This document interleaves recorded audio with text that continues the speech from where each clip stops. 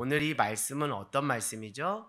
이사야에 기록된 말씀이죠.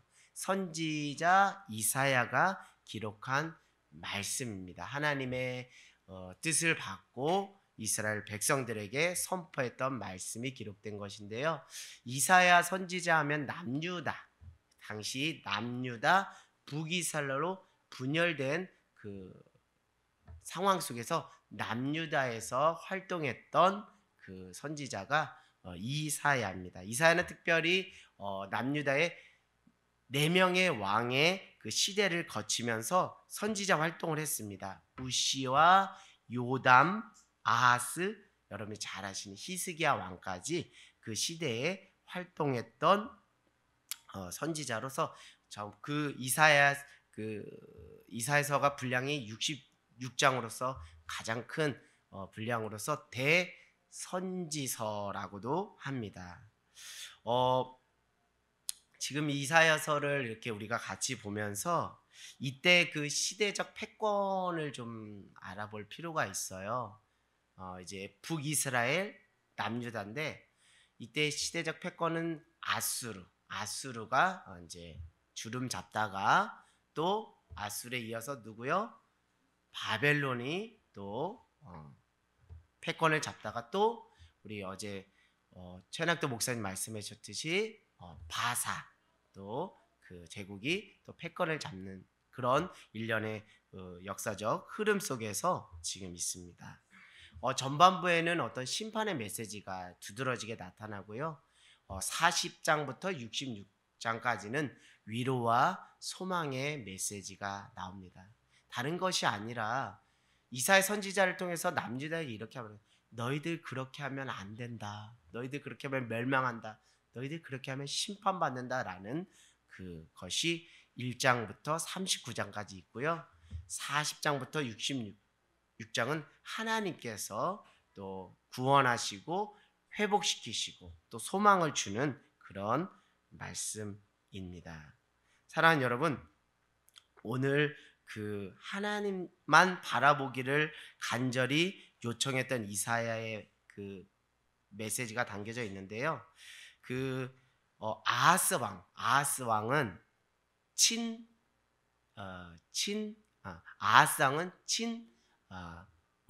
아수르파입니다. 친아수르파. 그러니까 아수르와 동맹을 맺어야 그 남유다가 안전할 수 있다라는 생각을 가지고 있어요. 그때 이사야는 줄기차게 외칩니다.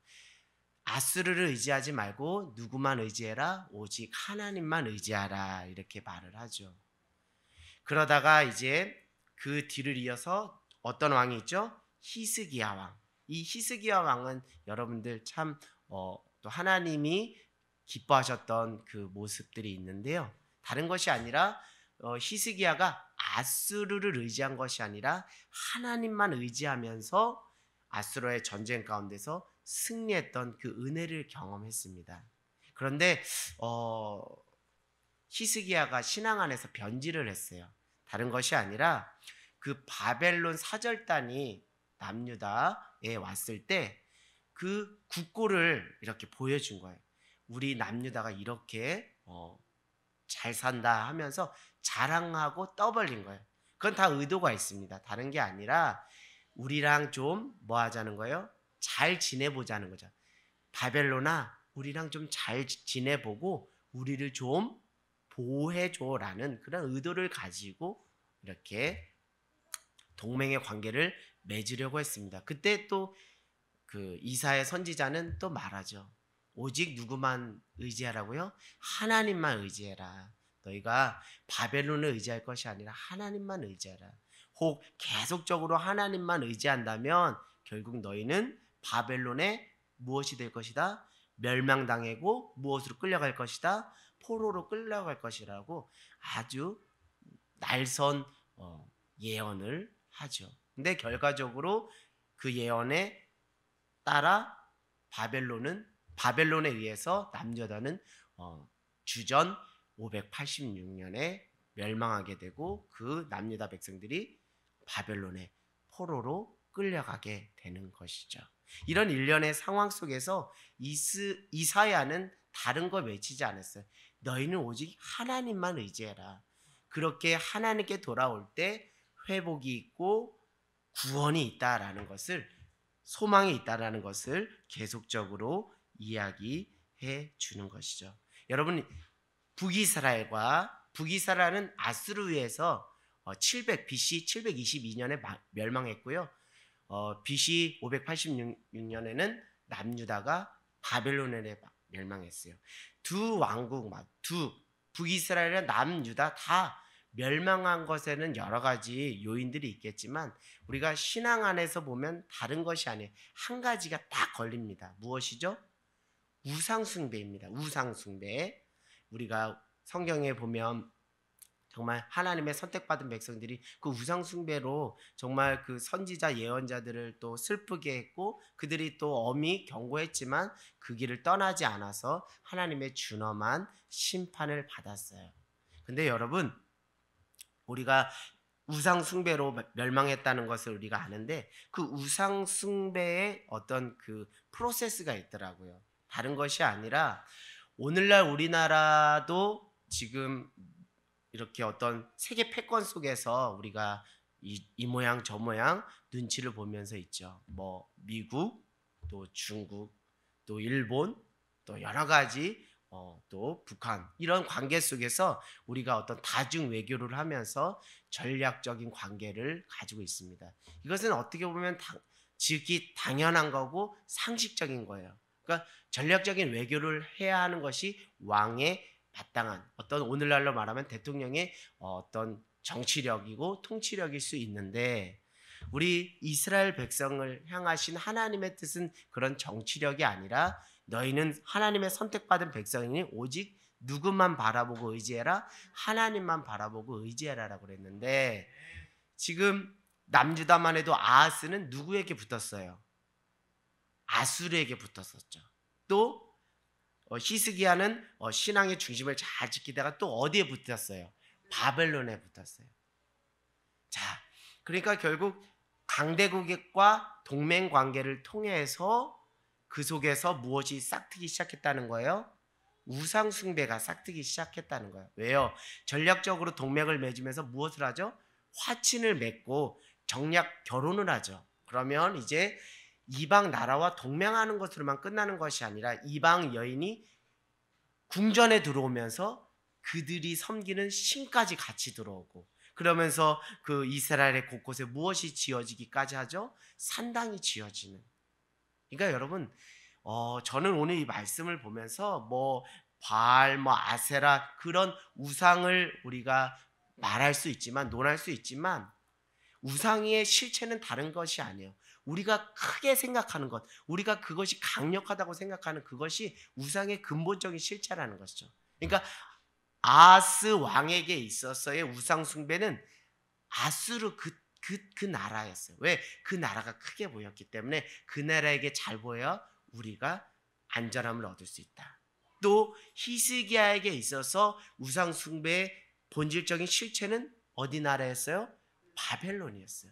그 실체의 우상 숭배의 고리를 끊어내지 못하니까 우리가 익히 잘 아는 그 우상의 실체, 가시적으로 보이는 실체들이 도달하는 거. 뭐 바알과 아세라, 뭐 여러 가지 그 우상들이. 그러니까 다른 것이 아니라 우상은 또 다른 무엇을 낳는다는 거예요? 우상을 낳는다는 거예요.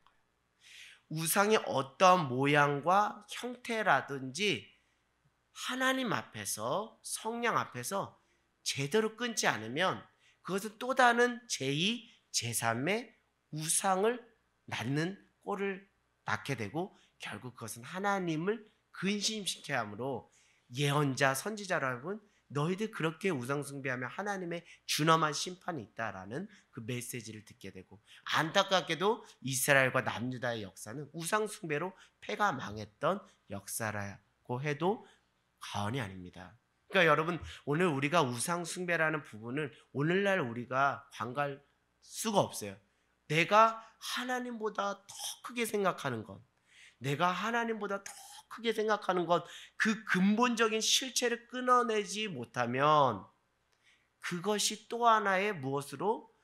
우상으로, 또 우상으로 계속 우상의 그 뭉게구름 속에서 결국 우리의 인생은 황폐해지게 마련이라는 것이죠. 사랑하는 여러분, 인생의 부흥을 우리는 다 원합니다. 쉽게 말하면 인생의 풍년의 때를 우리는 다 원해요. 그러나 성경은 하나님의 때에 하나님의 방식대로 그 인생의 부흥, 인생의 풍년을 원하지만 우리가 생각하는 것은 하나님의 실체가 아닌 하나님보다 내가 더 크게 생각하는 그것으로 하나님 외에 다른 것으로 내 인생의 부흥과 풍년의 때를 무엇 하려고 하는 것이죠? 앞당기려고 하고 하나님의 방법이 아닌 세상의 방법으로 인생의 부흥과 풍년의 때를 얻으려고 하는 것이죠. 여러분 이거 한번 생각해 보시면 좋을 것 같습니다. 오늘날 우리 믿는 신앙인들에게 우상 숭배의 실체, 근원적인 실체는 무엇일까? 다른 것이 아닌 것 같아요. 하나님의 방법대로 하지 않는 것이 우상 숭배고요. 하나님의 때보다 땡기려고 하는 것이 우상 숭배의 실체가 아닌가라는 생각이 들어요. 그렇기 때문에 하나님의 방법과 하나님의 때에 따라 인생의 부흥을 기대하고 사모하지 않기 때문에 우리에게 무엇이 들어가는 거예요? 전공법으로 들어가는 것이 아니라 편법이 들어가는 거예요. 뭔가 사람을 숙이는 겉모술수가 들어가는 거예요. 이 모든 것이 다 우상의 잔재고 뿌리라는 것이죠. 저는 하나님의 이 말씀을 준비하면서 회개하는 것은 무엇이냐면 제가 아직도 젊기 때문에 그 때를, 그 인생의 부흥의 때, 주님 내 인생의 흉년의 때가 아닌 인생의 부흥의 때, 인생의 풍년의 때를 주님 나는 지금 경험하고 싶습니다라면서 그 인간의 그 어떤 욕심과 그 조급함과 성급함 때문에 그걸 자꾸 땡기려고 하거든요. 하나님의 때보다 내가 그 때를, 하나님의 때를 내가 인위적으로 땡기려고 하거든요. 그게 제 안에 해결돼야 될 우상숭배의 실체가 아닌가라는 생각이 들어요.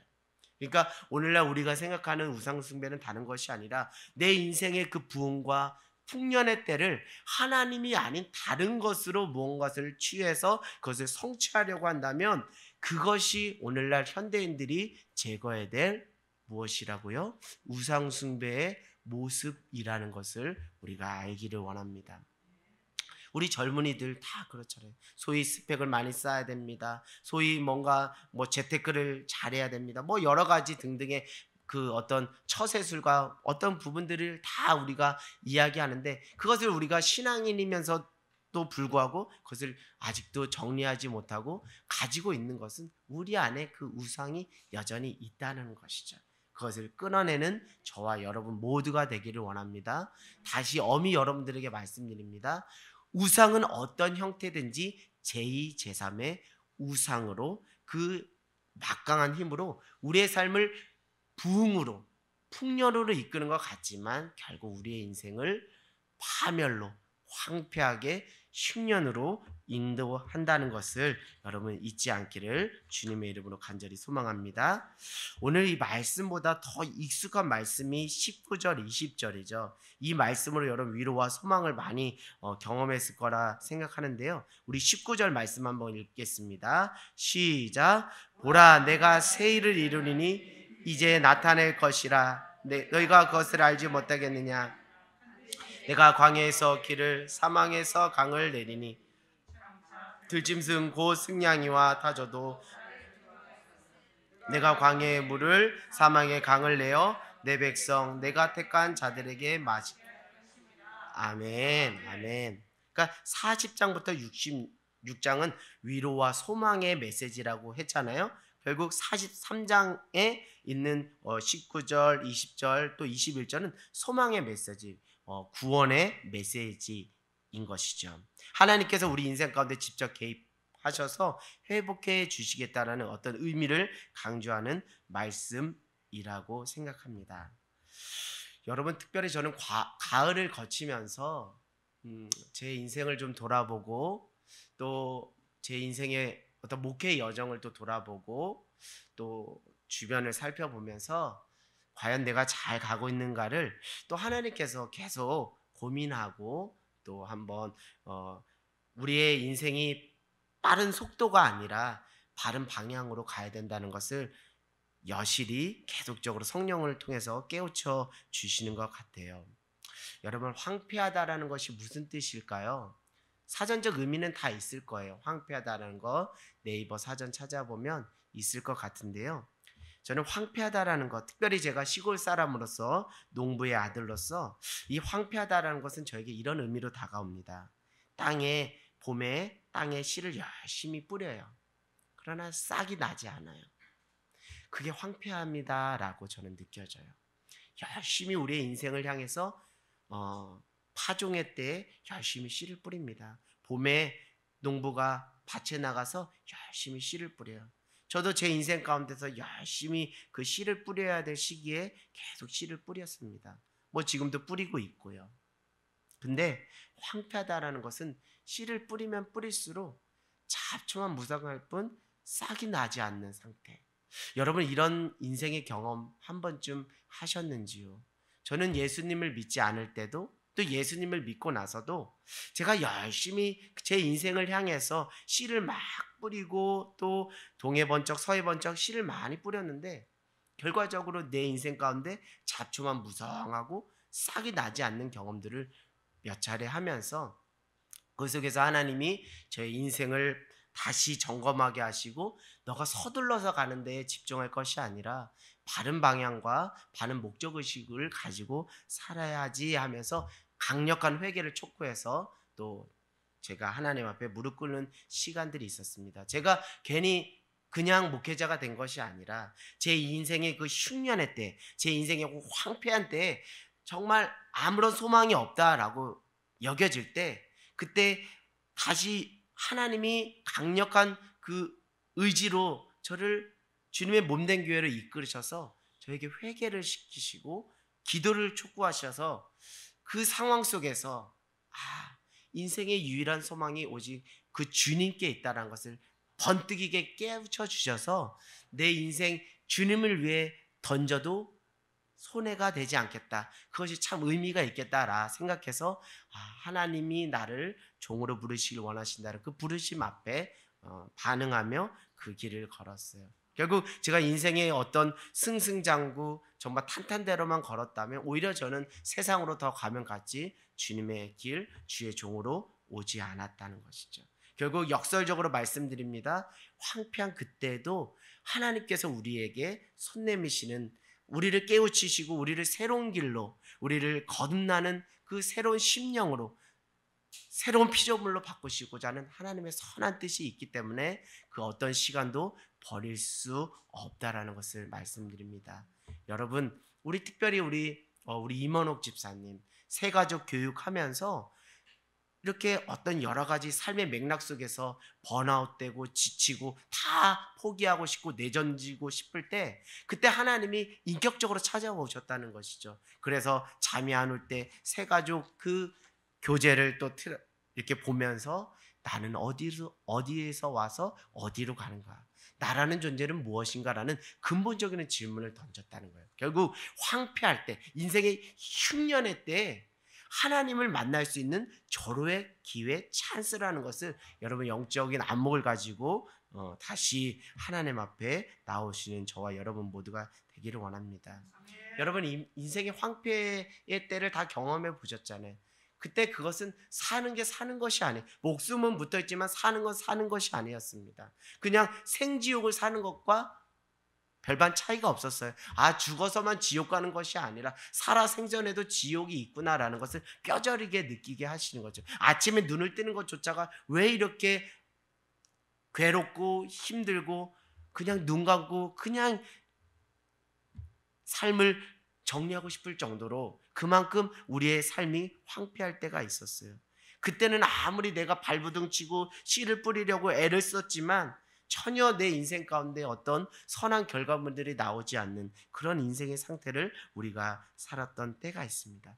그때 그 순간에 하나님의 구원의 열심, 하나님의 강력한 그 은혜가 여전히 유효하다는 것을 깨닫는 저와 여러분 모두가 되기를 원합니다. 특별히 오늘 우상 숭배로 아주 패가 망신한 그 남유다를 향해서 하나님 그들을 그냥 팽개쳐지고 그냥 불구덩이로 던지는 것이 아니라 다시 위로와 소망을 주시며 다시 그들을 북돋았다면 그 하나님 여전히 우리의 하나님심이 틀림없기 때문에 우리의 황폐한 인생의 때를 그냥 홀로 방치하시는 것이 아니라 우리의 인생을 주의 오른손으로 강하게 붙잡고 계신다는 것이죠. 자, 우리 한번 19절에 보니까 여러분 19절을 한번 가보겠습니다. 19절에 보니까 하나님께서 내가 광야에서 무엇을요? 광야에서 길을, 사망에서 강을 내리라. 아멘. 여러분, 우리의 인생이 때로는 황폐하다는 것이 오늘 성경의 표현처럼 우리가 광야를 지날 때가 있잖아요. 또 우리의 인생이 정말 깡마르고 메마르고 아주 뭔가 생명의 싹이 움트지 않는 사막과 또 같을 때가 있잖아요. 그런 인생 가운데 하나님께서 광야에서 무엇을 내신다고요? 길을 내신다는 거. 사막에서 무엇을 내신다는 거요? 강을 내시는. 그것은 인생의 대반전입니다. 지옥에서 천국으로, 어둠에서 빛으로 하나님께서 강력하게 바꾸시겠다는 것이죠. 여러분, 광야 같은 인생 살아보신 적 있어요? 광야에서 가장 힘들고 괴로운 것은 길을 잃어버렸다는 거예요. 내가 열심히 씨를 뿌리고 내 인생을 향해서 열심히 노크하고 두드리지만 내가 어디로 가야 되는지, 내가 어디로 왔고 어디로 가야 되는지 그 길을 잃어버린다면 그것처럼 괴로운 것이 없어요. 그런 인생 가운데 하나님 찾아오셔서 무엇을 내어주신다고요? 길을 내어주신다는 거예요. 근데 그 길을 어떻게 내어주신다는 거예요? 숯불에 걸린 어린 양을 미리 보여주시는 것처럼 우리보다 무엇 하신다고요? 앞서 가신다는 거예요. 우리의 인생보다 앞서서 광야에서 무엇을 내어주신다고요? 길을 내어주시고 너는 나만 따라와 라고 이렇게 말씀하신다는 거예요. 광야의 인생 가운데 사는 우리에게 낮에는 무엇으로요? 구름 기둥으로, 밤에는 무엇으로요? 불 기둥으로 하나님께서 선하신 여호와 이레 하나님께서 우리의 길을 인도하시고 내어주신다는 거예요. 황폐한 인생 가운데 사십니까? 인생의 흉년의 때를 사시고 계십니까? 여러분, 하나님을 바라보십시오. 길을 내시고 새 길을 내시고 나의 삶을 새 길로 인도하시는 그 주님을 바라보자는 거예요. 내가 막 가려고, 내가 막 고속도로 뚫으려고, 뭐 터널 뚫으려고 하지 말고 길을 내시는 그 주님을 바라보자는 거예요. 오늘 그 말씀에서 위로와 소망을 얻는 저와 여러분 모두가 되기를 원합니다. 여러분, 사막 같은 인생을 우리가 살아갈 때가 있잖아요. 저는 이렇게 옥상에서 이렇게 옥상에 작은 화단을 만들어서 뭐 이렇게 식물을 키우고 하는 상추, 뭐 깻잎을 키우는데, 식물을 키울 때, 특별히 옥상에서 식물을 키울 때 가장 힘든 것은 매 아침이나 저녁마다 무엇을 줘야 돼요? 물을 줘야 돼요. 왜냐하면은 거기는 대지에서 그 식물을 키우는 게 아니라 옥상에서 키우기 때문에 어떤 수분을 빨아들일 수 있는 그 여건들이 부족하죠. 사막은 오죽하겠냐는 거예요. 사막은 오죽하면 매번 비상사태, 매번 물을 줘야 돼. 매번 아주 막 물을 줘야 돼. 계속 막 이렇게 어떤 위급과 응급사, 평안이 없는 그런, 열심히 살지만 하루 먹고 하루 사는 그런 어떤 하루 사이 같은 그 삶이 사막과 또 같은 삶이잖아요. 그런 인생 가운데 하나님의 콸콸콸 무엇을 허락하신다고요? 강을 주신, 강을 내어주는. 그러니까 강이라는 건 뭐예요? 생명의 그 시작이 물로부터 시작하는 것이냐. 우리의 영원한 생명의 근원 되신 그 주님, 예수님으로 말미암아 사막과 또 같은 우리의 인생 가운데 무엇을 내어주시는 거예요? 샘물이 터짐으로 그 샘이 모여서 무엇을, 천을 이루고 강을 이루게 우리의 인생을 허락해 주신다는 거예요. 저도 인생 가운데 정말 메마르고 내 심령 안에 어떤 것을 심어도 싹이 나지 않는 메마른 심령의 상태가 있었는데 하나님께서, 성령께서 강력하게 나를 붙잡아 주심으로 영원한 생명의 근원 되신 그 주님을 인격적으로 다시 만나고 회복함으로 다시 내 영혼의 생명이 자라고 내 영혼이 회복되는 경험들을 많이 했습니다. 사랑하는 여러분, 오늘 생명의 근원 되신 영혼이 목마르지 않는 그 예수님으로 여러분의 인생을, 여러분의 심령을 적실 때 오늘 말씀처럼 사망에서 무엇이 터져나오는 역사가 있다고요? 강이 흐르는 생명의 생명을 보는, 내가 온 곳은 양으로 생명을 얻게 하고 더 풍성하게 하기 위함이라. 그것이 오늘 말씀의 제목처럼 인생의 부흥 그 의미가 아니겠습니까? 내가 온 것은 양으로 생명을 얻게 하고 풍성하게 하리라. 그것이 우리가 정말 바라는 금상첨화 아주 복된 삶이잖아요. 그것이 인생의 부흥이잖아요. 여러분, 우리가 죽을 수밖에 없는 진노의 자녀였던 우리가 하나님의 은혜 안에서 예수 그리스도를 믿음으로 말미암아 무엇이 되었죠? 하나님의 자녀가 되었죠. 이게 우리가 경험하고 누릴 수 있는 인생의 부흥이 여기에 있다라는 것이죠.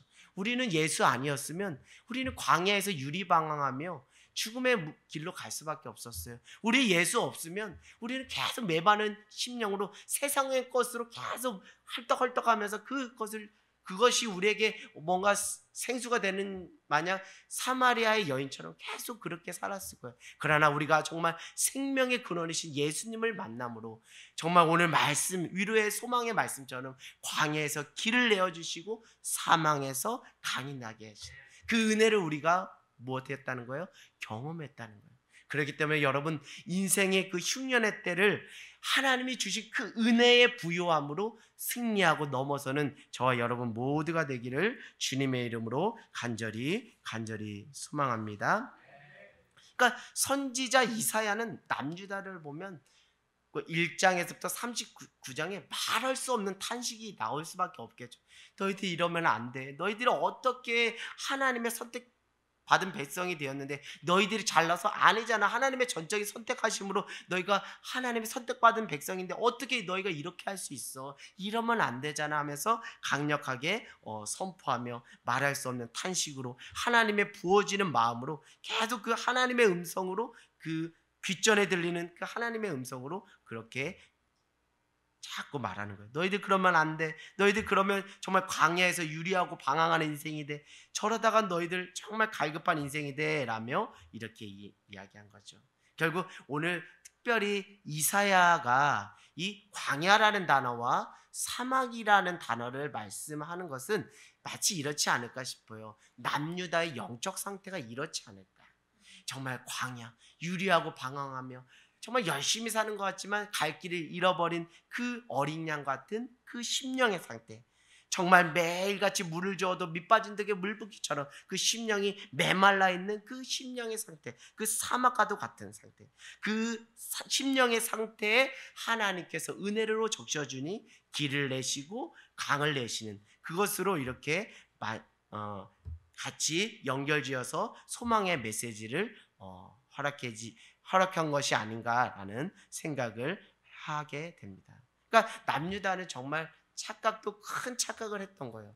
하나님이 지켜주시는 나라인데 그들은 누구와 손잡으면 아수르와 손잡으면 바벨론과 손잡으면 자신의 나라가 안전할 것이라고 여겼어요. 그래서 아하스는 어디에게 붙었고요? 아수르에 붙었고 그리고 또 히스기야는 또 바벨론에게 붙은 거예요. 그러면서 결국 착각 속에 산 거예요. 그것이 우리의 인생에 무엇을 허락해 주실 것이다? 인생의 부흥, 인생의 풍년을 허락해 줍니다. 저희도 우리도 별반 다르지 않아요. 우리도 그런 착각 속에 살잖아요. 내가 소위 좋은 대학 나오고 내가 소위 좋은 어떤 자격증을 취득하고 좋은 경험과 스펙을 쌓고 뭐 누구를 만나면 내 인생이 반짝 필 것처럼 생각을 했었어요. 그러나 저도 인생의 연수는 짧지만 그것이 허망한 안개와 같다라는 것을 알게 하셨어요. 그것으로 우리의 인생의 부흥에 허락되는 것이 아니구나. 오직 우리의 인생의 부흥은 하나님께로 돌아가는 것밖에 없다라는 것을 깨닫게 되는 것이죠. 여러분, 이것을 가장 잘 묘사하는 것이 탕자의 비유 아니겠습니까? 탕자의 비유가 다른 것이 아니잖아요. 아버지로부터 유산을 땡겨받아서 둘째 아들 땡겨받아서 이국에 가서 사업 뻑적지근하게 해서 정말 부자로 살고 싶은, 그러니까 아버지로부터 유산 미리 땡겨받아서 내 인생 한번 흥해보자, 내 인생의 붕을 한번 만들어보자라는 그 생각으로 그는 부모 곁을 떠나 먼 이국으로 나아갔지만 결과는 뭐였죠? 비참했잖아요. 돼지가 먹는 쥐염 열매를 먹고자 했는데 그것도 주는 사람이 없어서 그 비참한 그 자녀가 순간 종으로서 전락된 비참한 삶을 살았잖아요. 그러나 그가 인생의 흉년의 때 뼈저리게 깨달았습니다. 인생의 흉년의 때 뼈저리게 깨달은 거 다른 게 우리의 인생의 부흥과 인생의 풍년은 누구에게로 다시 돌아가는 거? 컴백홈, 아버지께로 가는 거, 아버지의 품으로 가는 거. 그래서 그가 거기서 회개하고 깨달으면 아버지 이제는 내가 아버지 아들이라 일컬음을 받지 못하겠습니다. 나를 종의 한 사람으로 여겨주십시오. 그러나 우리 하나님의 사랑은 용광로 같아서 우리의 그 주홍같이 붉은 죄를 양털같이 그 예수 그리스도의 그 보혈로 깨끗하게 해주시며 너는 내 아들이다, 너는 내 딸이다 라고 이렇게 우리를 끌어 안아주시는 거예요. 거기서 둘째 아들은 뼈저리게 깨달은 거야. 아, 우리의 인생의 부흥은 아버지께로 돌아가는 것이구나. 아버지께로 돌아가는 것이구나. 아, 우리의 인생의 풍년은 아버지께로 돌아가는 것이다. 여러분 지금 인생의 문제가 꼬였습니까? 해결할 수 있는 단 한 가지의 심플한 영적 원리를 말씀드릴까 해요.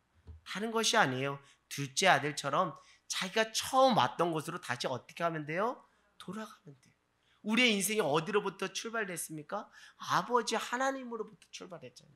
인생이 꼬이고 자꾸 흉년이 계속 첩첩이 반복될 때 여러분 미련하게 고집 부리지 마세요. 그냥 단순하게 오늘 성령께서 말씀하시는 그 말씀을 기억하고 생각하신다면 다시 그래 내가 다시 있었던 내 자리 아버지의 자리로 가야지.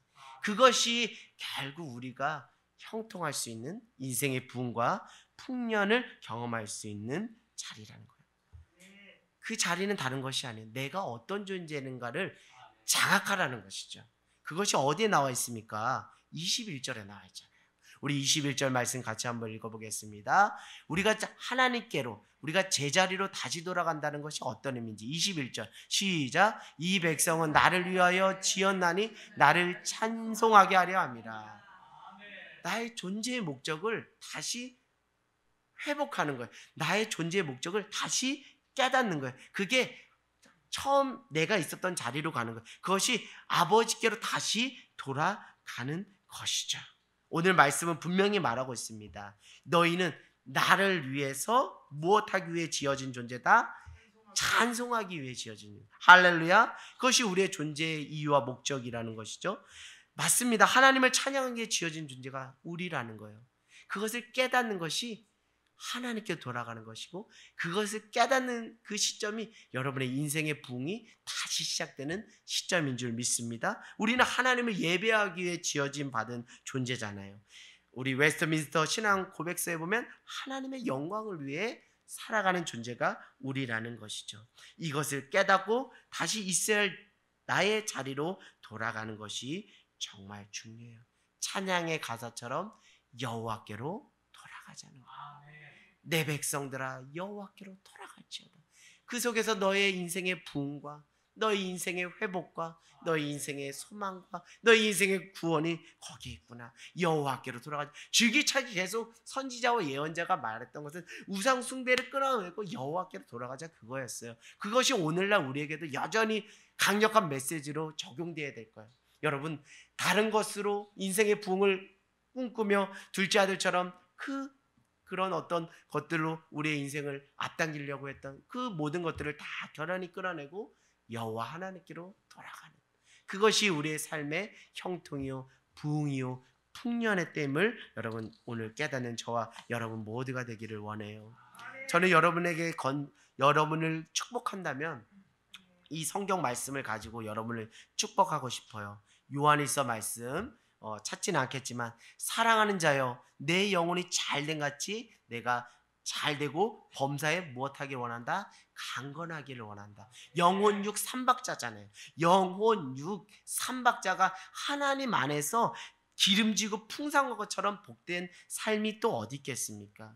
그것은 누구 안에 있을 때 하나님께로 돌아갈 때 가능하다는 거예요.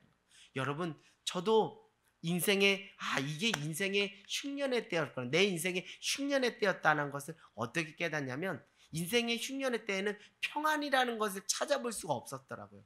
그때는 몰랐어요. 그러나 시간이 지나서 보니까 그때가 내가 정말 내 정신이 횟가닥해서 내가 인생의 그것이 인생의 흉년의 때의 수령인지도 모르고 그것에 뒹굴며 살았구나. 그게 언제였냐면 평안이 없어요. 평안이 없어. 열심히 인생을 향해 씨를 뿌리고 막 물도 주고 막 동분서주 했는데 한 날도 내 인생에 평안이 없었어요. 아, 그것이 내 인생 가운데 흉년이었구나. 근데 저는 이제 알아요. 주님 안에 있을 때 내 영혼이 부유하고 내 영혼이 안전하고 범사에 강건해질 수 있다는 것을 저는 이제 알았어요. 여호와께로 돌아오니 그것을 깨닫게 해주시고 그 은혜를 허락해 주신 것이죠. 사랑하는 여러분, 사도 바울의 그 고백 시작도 그렇고 끝에 늘 하는 말이 있어요.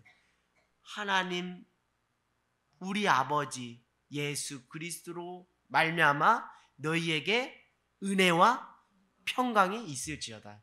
이거 정말 귀한 고백이고 그 고백대로 그런 삶을 살기를 간절히 바라는 마음에서 사도 바울이 교회의 성도들에게 한 거예요. 여러분, 하나님의 은혜와 평강으로 살아가는 영혼육의 그 강건함과 부여함으로 살아가는 그것이야말로 천국이요 인생의 붕 아니겠습니까?